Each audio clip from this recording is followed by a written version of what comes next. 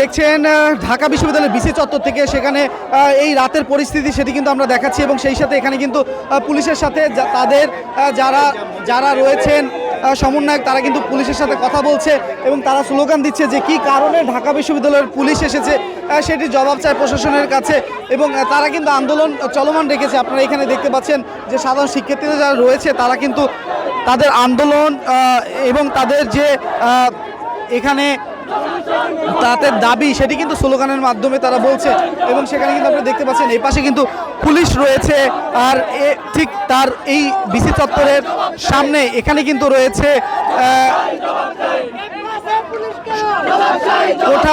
কোঠা আন্দোলনকারীরা।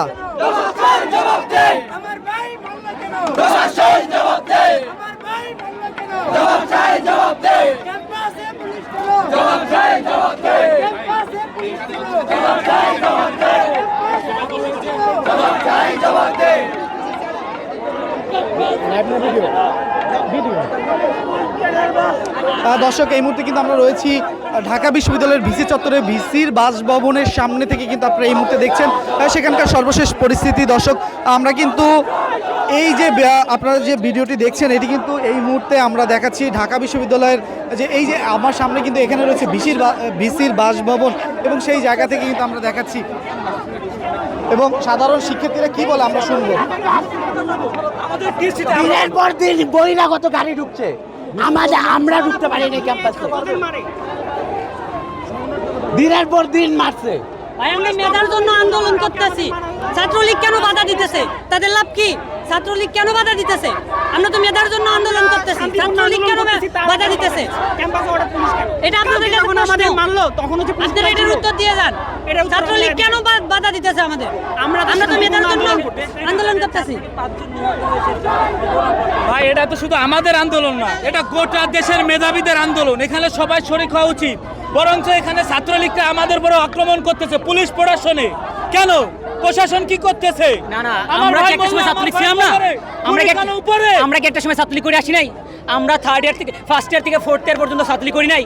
ছাত্রলীগের নেতা হয় কয়জন? প্রত্যেকটা হলে 2 জন থেকে কেন্দ্রে 300 জন। পুরো আমরা যে 47,000 শিক্ষার্থী তারা কি করব?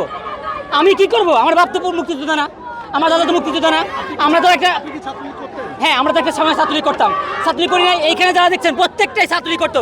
ছাত্রলীগ ছাড়া কি হলে থাকতে পারছে? আমরা ছাত্রলীগ করেই আসছি রে ভাই, কিন্তু আমাদের তো একটা চাকরি লাগবে না? আমরা কি বলতে পারছি? আমরা তো শান্তিপূর্ণ আবেদন করতেছিলাম। আমরা আন্দোলন করছি কাদের জন্য? আপনার যে ছেলে মেয়ে আছে সেটা চাকরি পাবে না? আমি কি যাচ্ছি, আমাকে একটু চাকরি দেন, আমরা একটু সমতা দেন ভাই, সমতা। আমরা যাচ্ছি, আমাদের পোস্ট দেন, আমরা যাচ্ছি, আমাদেরকে চাকরি দেন। আমরা যাচ্ছি সমতা রে ভাই, সমতা। আমরা সবাই একটা সময় ছাত্রলীগ করে আসছি, এখন আমাদের সময় সবারই একটা দরকার। দর্শক, দেখছেন এখানে কিন্তু পুলিশকে দেখে তারা কিন্তু ভুয়া ভুয়া বলে চিৎকার করছে, সেই চিত্র কিন্তু আপনারা দেখতে পাচ্ছেন।